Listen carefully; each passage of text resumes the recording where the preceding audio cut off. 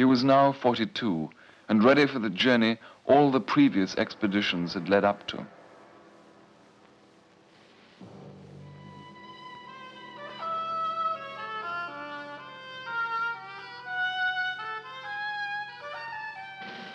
The expedition left Tula and sailed westwards through the pack ice, heading for the Hudson Strait.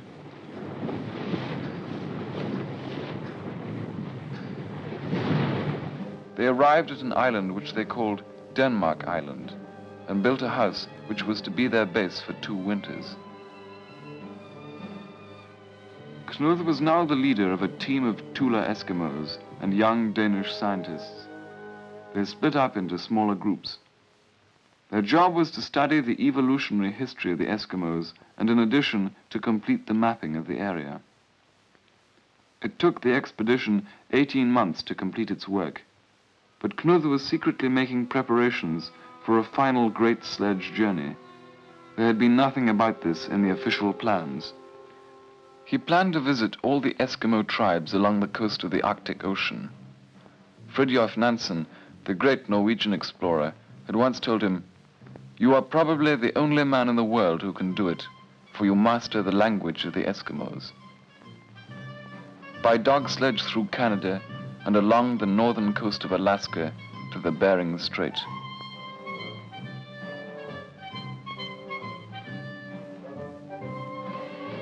Two Tula Eskimos were the only people to accompany him. The others were getting ready to return home.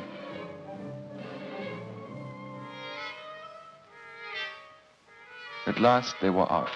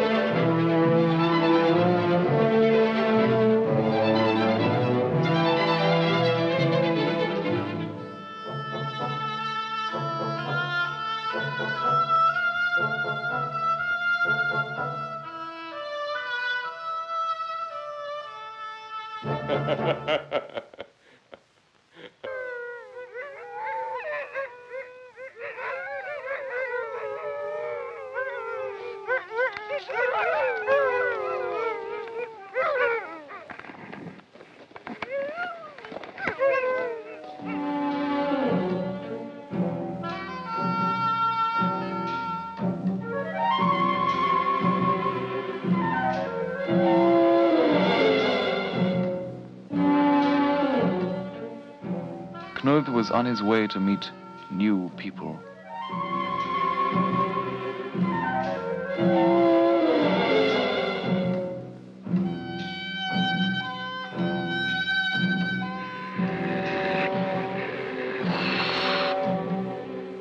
He sought out the old tellers of myths and legends. They conjured their spirits for him and drew pictures of them.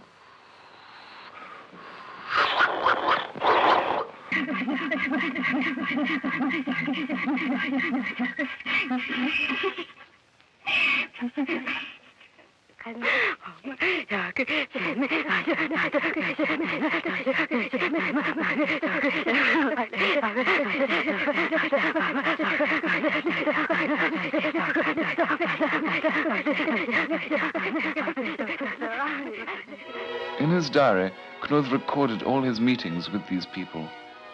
He had reached them while their way of life was still untouched by the outside world.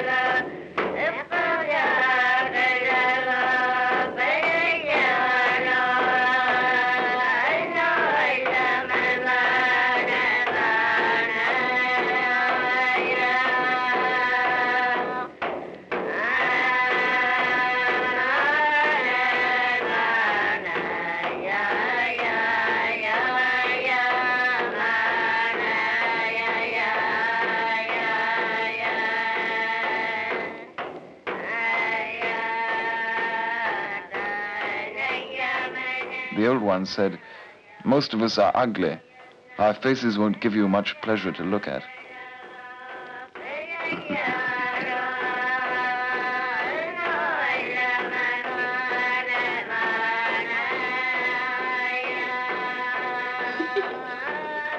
When snow bound down the sledge runners, they dug out peat and kneaded it into a sort of soft dough.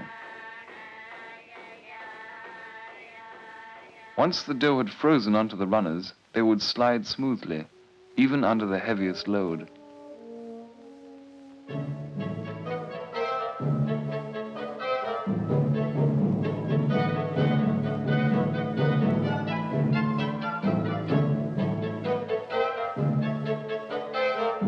Now and then they came to primitive trading stations, and in time, more than 20,000 ethnographical effects were sent home to the National Museum in Copenhagen.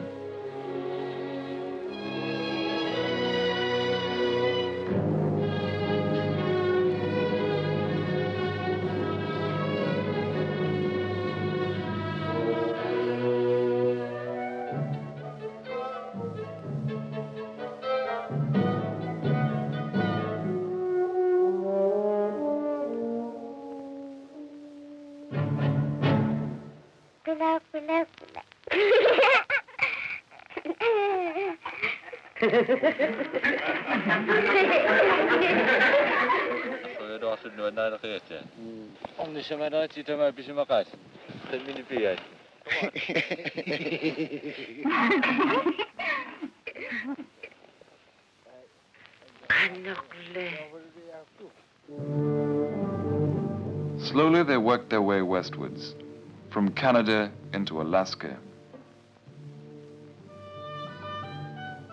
Would people at home in Denmark understand the scientific value of this journey?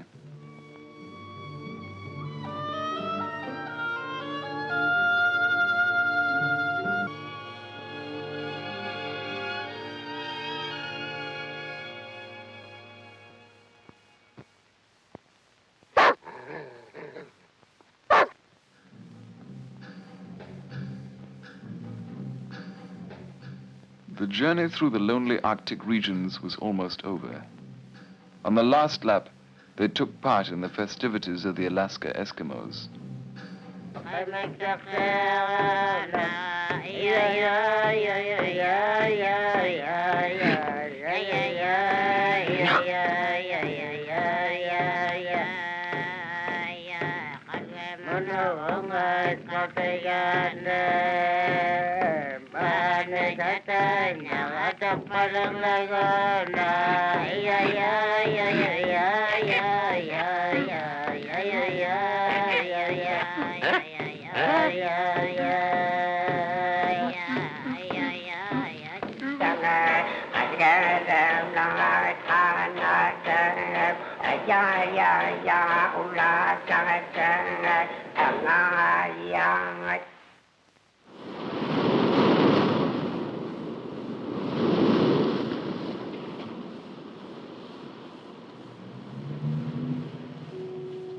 Tula to the Pacific, a journey that had taken 3 years and 23 days.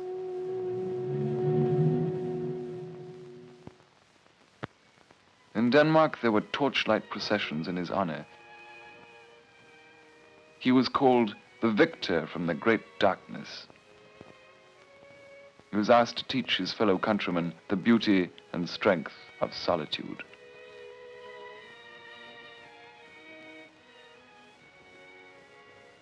Honorary degrees were conferred on him at home and abroad.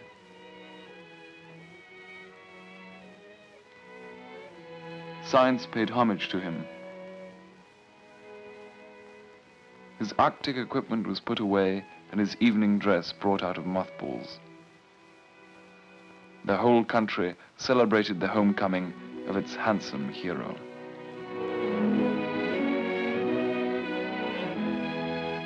He submitted a report on his travels to the Tula Committee and his accounts. It had been an expensive journey. Knud sailed north again as fast as he could.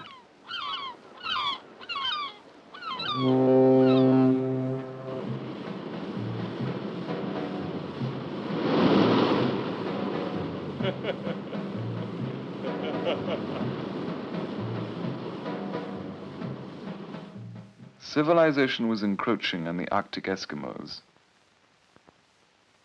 The children now attended school, and the hospital that Knud had built was inaugurated.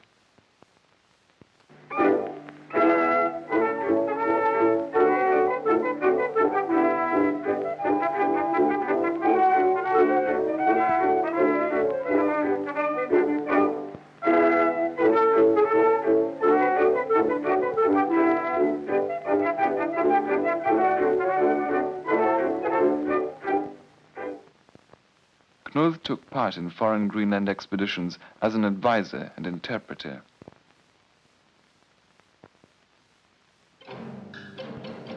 He traveled between his two worlds, in both a welcome guest. Dr. Knud Rasmussen, længe leve! Hurra! Hurra! Hurra!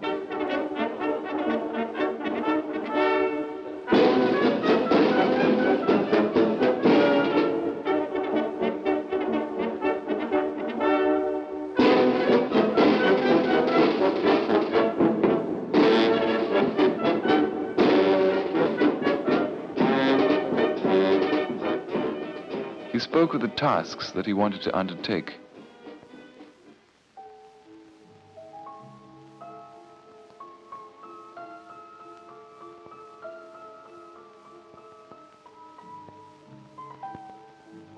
But in his heart, he knew there would be nothing compared to his great sledge journey.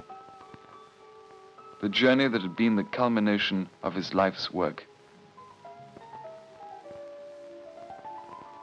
He wrote a research work of international fame based on his diary in the brief intervals between his many new duties.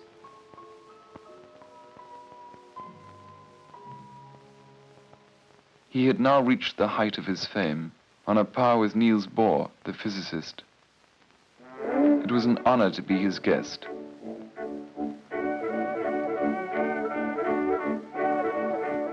His comings and goings were surrounded by publicity.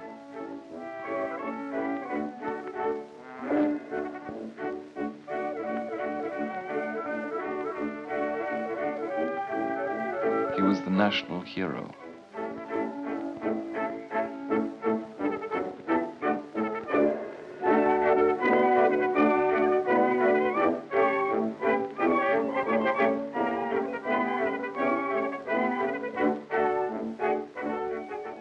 Everything had changed